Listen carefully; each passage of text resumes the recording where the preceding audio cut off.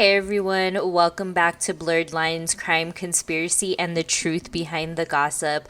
I'm your host, Ashley or Ashtootrippy, and today we are going to explore the murky crossroads of crime, conspiracy, and hidden truths that we were possibly never supposed to uncover. So we are going to get into today's episode. If you guys haven't already, please subscribe wherever you're listening to my podcast. It will help me so much. Also, be sure to leave a review. I know I don't ever say this, but please leave a review. It does help me not only curate my podcast for you guys, but it also helps me be able to gauge what you guys like and what you guys don't like. And trust me, I am trying to make improvements slowly but surely to the podcast. So I hope you guys enjoyed today's episode. I am trying a little bit of a different format today. So if you guys like it, let me know. If you guys don't like it, also let me know. Again, I just want to put in there, I am still looking for somebody to create authentic music for me. If you guys know someone or can do this for me pro bono as of right now, you can send me a DM on any social media platform, Ashtootrippy, or even the podcast TikTok page, which is Blurred Lines Podcast. You can also send me an email, ashtootrippy@gmail.com, and I would love to hear from you guys. Okay, so let's get into today's episode. I hope you guys are excited and let me know what you guys think too. But buckle in. This episode is not for the faint of heart. Let's get into it.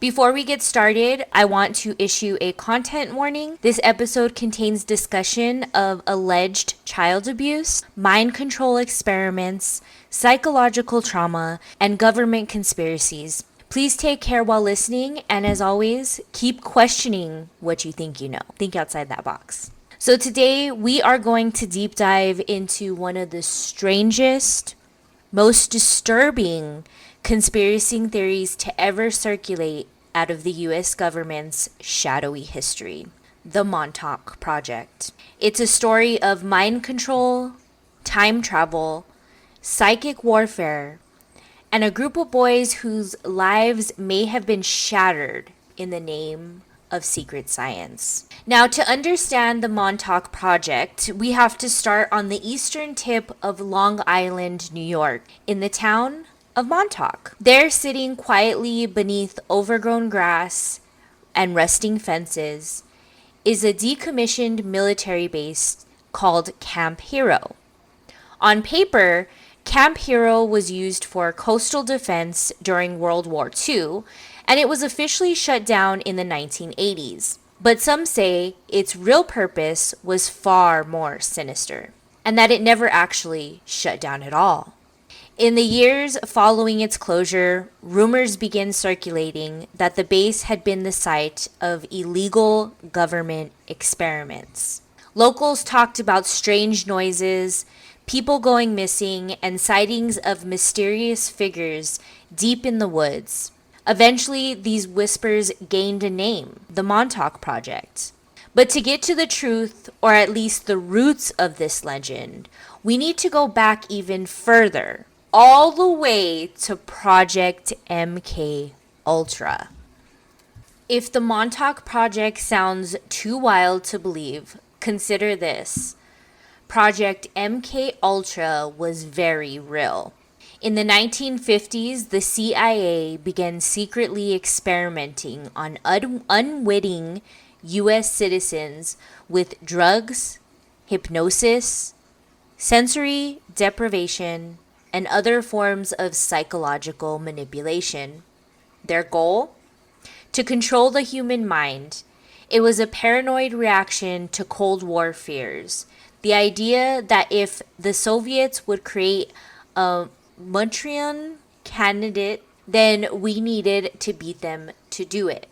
These experiments were done in hospitals, prisons, and universities, often without the subject's knowledge or consent.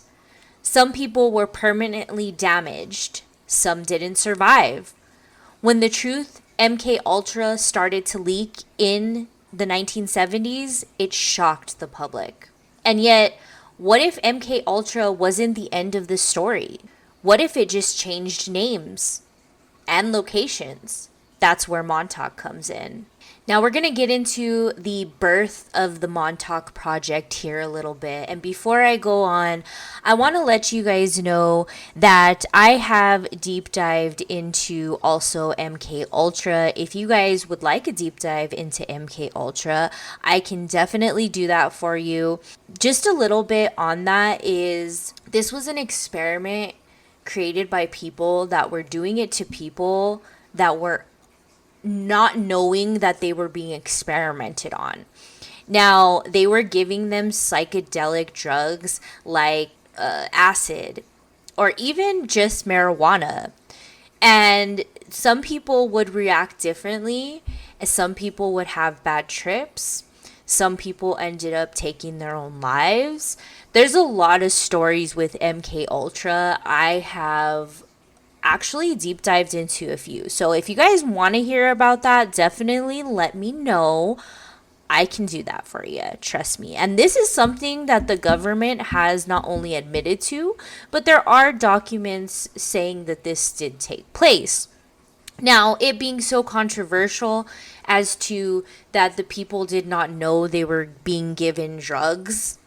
I mean, good experiment. In my opinion, good experiment because you don't have the bias of people knowing what's going on. But at the same time, it's like, you have to know it's an experiment. There's always that risk of death. All right, so let's talk a little bit about the birth of the Montauk Project. The Montauk Project first entered the public imagination thanks to the man named Preston Nichols. In 1992, he published a book called The Montauk Project, Experiments in Time, and co-authored with Peter Moon. In it, Nichols claims he worked at Camp Hero. Though he says his memories were blocked for years due to mind control, he alleged that beginning in the late 1970s, secret government scientists at Montauk were working on a range of experimental technologies, including mind control techniques that could influence thoughts, behavior, and memory, psychotronic weapons that would destroy electronics or alter emotions, telepathy, and remote viewing using children with psychic sensitivity, and most shocking, time travel and dimensional portals. Crazy, right? According to Nichols, Montauk had developed a massive underground facility beneath Camp Hero. There, they tested psychic programs on abducted boys, most of them between the ages of 10 and 16. These boys would become known in conspiracy circles as the Montauk Boys. So, just in a nutshell here, you can already see the similarities between the Montauk Project and MKUltra. The unwillingness to do this because they are taking boys. Now, to my understanding and in my research from the boys that were abducted, a lot of these boys were in state-run homes. They didn't have families. They didn't have anybody that would possibly look for them. And again, we have to remember this is the 1970s, so there wasn't mass hysteria on kids being abducted. There was more of the runaway type mentality. So I think that also changed a lot of the layout of where they kind of were with quote unquote abducting these boys. So we're going to get into the Montauk Boys and the claims of abuse. Again, I just want to issue a trigger warning here because there's a lot of things that were done or allegedly done to these boys that I think can be triggering to a lot of people. So just keep that in mind while we go through this. So the Montauk Boys and the claims of abuse. Nichols claimed that hundreds, maybe even thousands of boys were taken from the streets, often homeless, foster kids, or runaways. They were chosen because they wouldn't be missed. Some were allegedly kidnapped. Others were brought in under the gist of being part of a special military program. The boys were subjected to horrific treatment, intense trauma designed to quote unquote split the mind and create alternate personalities. A technique allegedly rooted in, you got it right, MKUltra. These quote unquote alters could then be programmed to carry out tasks, become assassins, spies, or sleeper agents with no memory of their actions.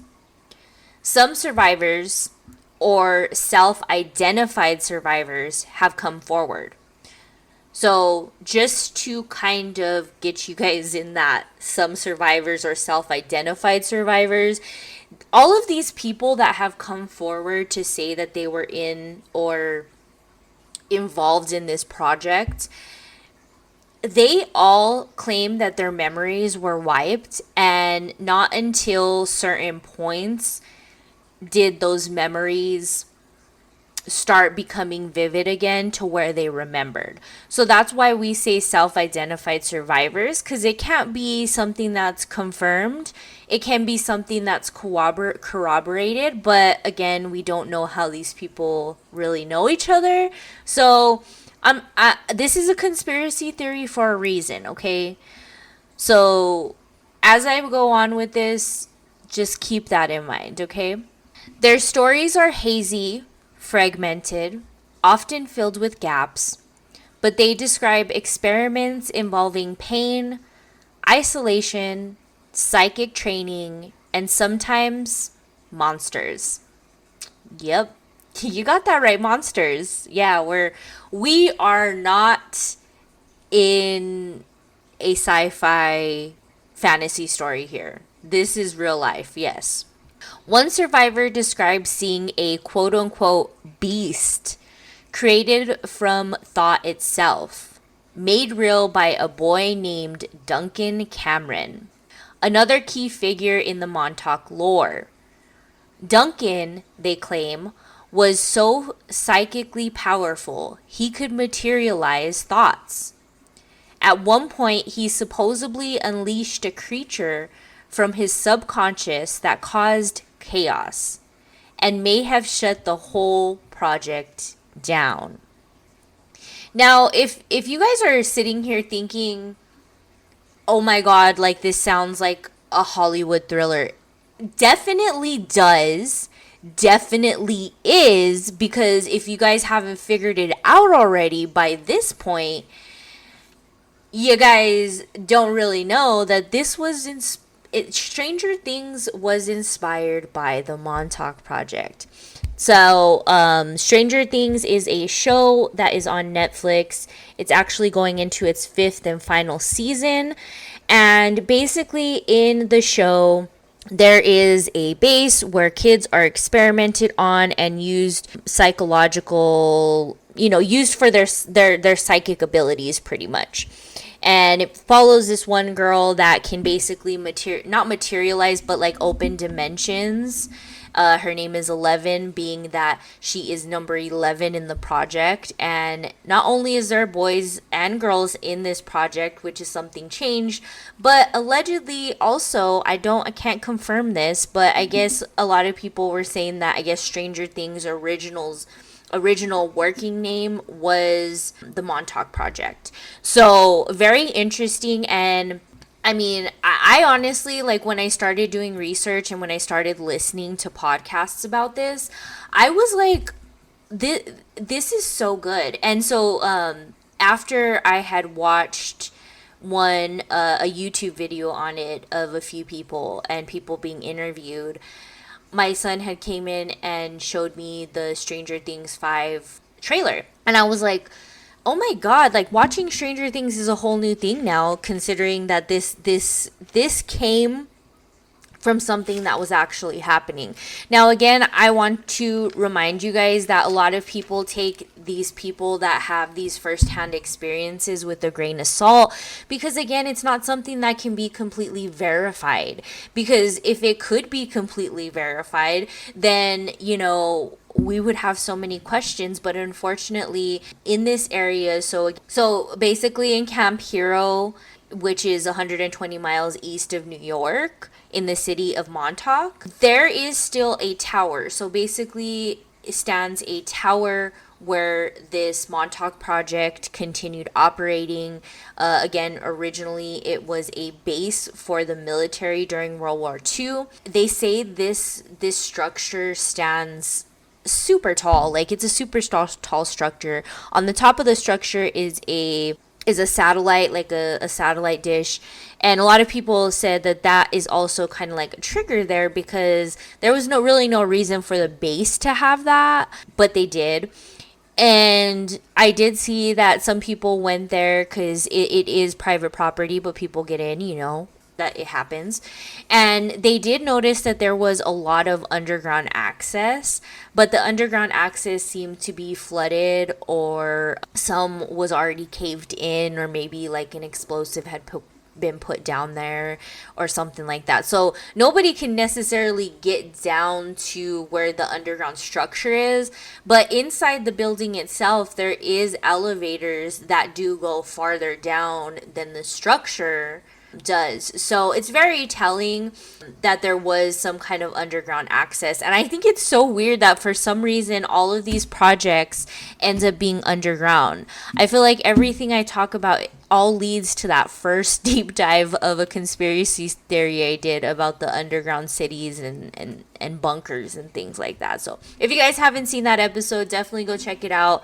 It's one of my deep dives where I deep dive into underground cities and all that stuff. It was really cool to do, but it just makes me think like there's so much stuff underground that we don't know. So it's crazy. Now, the project's collapse and fallout. According to Nichols, the Montauk Project ended abruptly in 1983.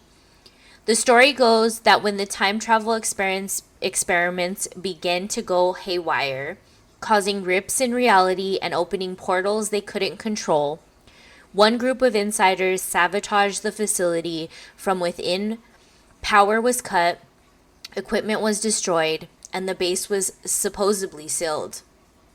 Camp Hero was later turned into a state park, but many people believe that the underground base still exists, hidden beneath the ground with corridors and labs sealed off from the public.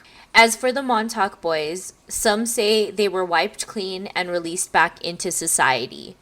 Others believe many never left, or that they were passed on to new programs under different names.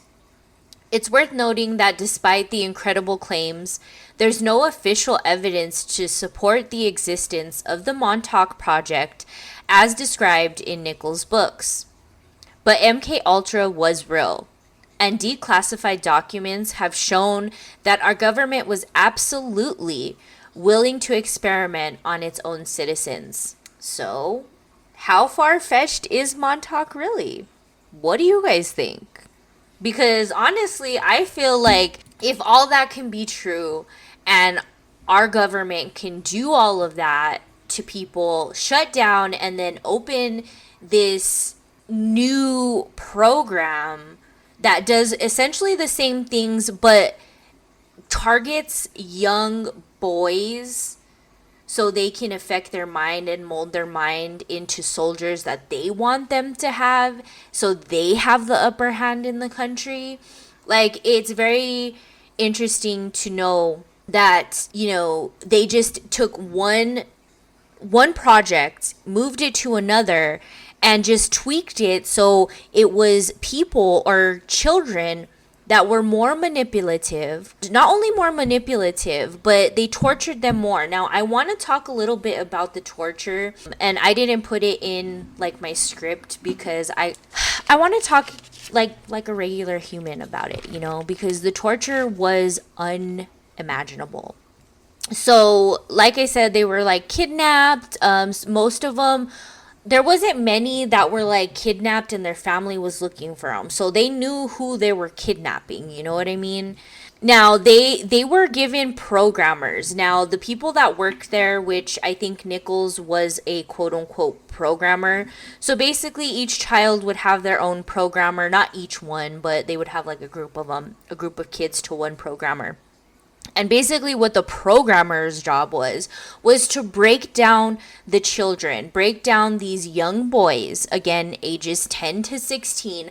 I even heard some of these men say that there was some as young as 5. So I don't know exactly, but basically they would break them down, they would beat them, they would kidnap them, they would hold them underwater. They'd basically shatter their mind so they can manipulate it in the way that they wanted to create different personalities and also be able to mold their mind in a way that they want to so they can uncover the psychic abilities. I believe this. Everybody does have their own psychic abilities. There's a lot to break down with that though, especially once you're into adulthood. But when you're a child, you still kind of have that frontal lobe development, and I think the brain is definitely malleable, you know? Also, a part of the programmers, they would desensitize these boys. Basically, they would desensitize them. They would expose them to murder, to killings, to assaults, to torturing animals, all this stuff. They would just desensitize. So again, we go back to my last week's episode about the network of children that are basically on the internet manipulating kids to do things and desensitizing them so then they can have this uproar and not have any mind to murder and torture and all of this horrendous stuff. So basically they would desensitize these Montauk boys to that exactly. Basically the programmers would put themselves in like a savior position after these kids were broken down. So they would put them in something called it was a Montauk chair. Montauk chair would connect them to their brain waves, and allegedly the Montauk chair would allow them to access psychic abilities. When they were in this chair, they would like literally be terrified. Like their thoughts and everything that would be going through their body, they would be just terrified. So when they would come out of this state in this Montauk chair, the programmer, the person that was there doing this to them, would then be presented as a savior and get them out of that horrible place where they were at. Essentially, they were also messing with their mind and thinking that this was somebody that would help them, but also the same person that was torturing them and doing all this stuff to them. Another interesting thing that I had thought was a lot of these people that were in command of this program were civilians. They were people that were literally taken off the street and thrown into this role thinking that they were joining the military, or because they were used because of things that they had accomplished in their own careers. But a lot of them were civilians. Not many of them were soldiers or from the military at all.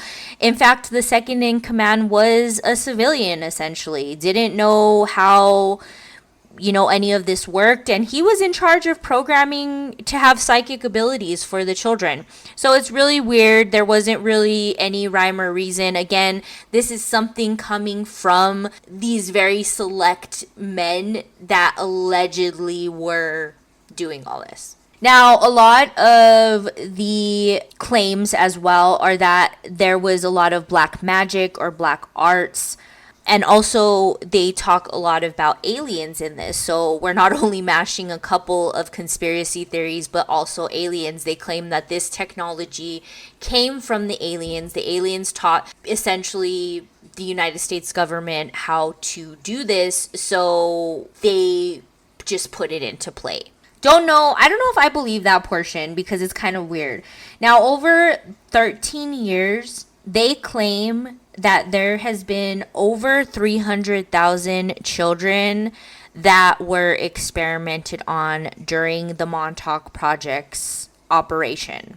Less than 1% of these boys survived, And the less than 1% that did survive were not able to accommodate to society.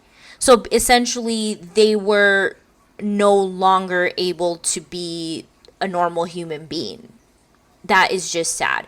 And those statistics kind of show me that some of these quote unquote Montauk boys that have come forward may not be real, because that's a figure right there that's like, really only like one person like got out alive and is able to talk about it. I don't know, it's kind of fishy to me.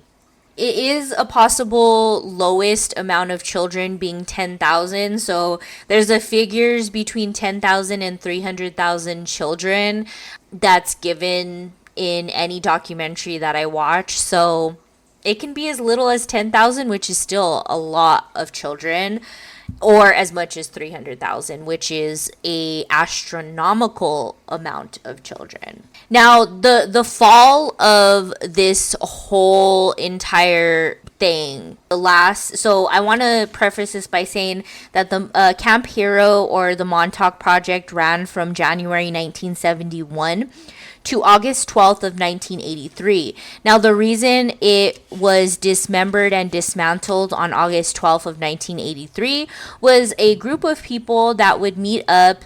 These were people that worked with the project and worked underground and stuff, and they started noticing that this was something they didn't want to participate in anymore, and they would meet and they would try to figure out what they would do to basically dismantle this program.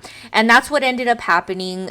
They ended up unplugging everything, and basically they used like a mind amplifier, and it went into a loop of quantum reality, and the cycle basically went out of control.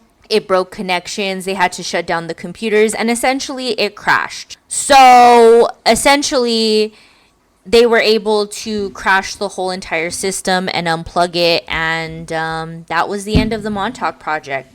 So it was a group of people that actually worked there, programmers, doctors, whatever you guys want to call them, that actually ended up ending this all. I wish they would have ended it sooner, and probably would have saved a lot of people's lives. Now, I want to remind you guys, I am going to leave all of the links to what I did my research on and where you can find some really good information on the Montauk Project. Maybe you guys can deep dive into it yourselves. There's a lot to go with this. There's more than you guys even know. Like I said, this is an ad. Stranger Things really did follow this. There's a lot of different stories, and there's a lot of different people that claim that their son was taken. There's a lot of different things, but the biggest thing to remember is, since this is the government behind it, we don't have too much to go off of here. You know, we're kind of just, again, that's why these are conspiracy theories. There's nothing that says this is in fact concrete truth, but there's also nothing that says that this is not. Now, here's my final thoughts. Where does this leave us? Is the Montauk Project a fringe fantasy cobbled together from Cold War paranoia, science fiction, and suppressed trauma? Or is it a real chapter of American history buried beneath redacted files and classified programs? The truth is, the Montauk Project exists in the uncomfortable space between conspiracy and possibly a space where government secrecy, psychological experimentation, and human suffering intersect. And that's what Blurred Lines is all about: peeling back the layers, asking the questions, and sitting with the discomfort of maybe.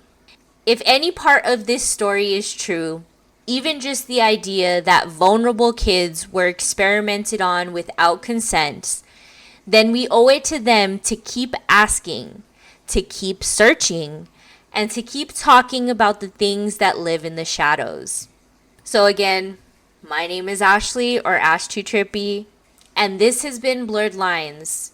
If this episode disturbed you, good, it should. But don't turn away. These are the stories that matter. Stay curious, stay skeptical, and most importantly, stay safe. We'll talk about it next time, guys. Bye.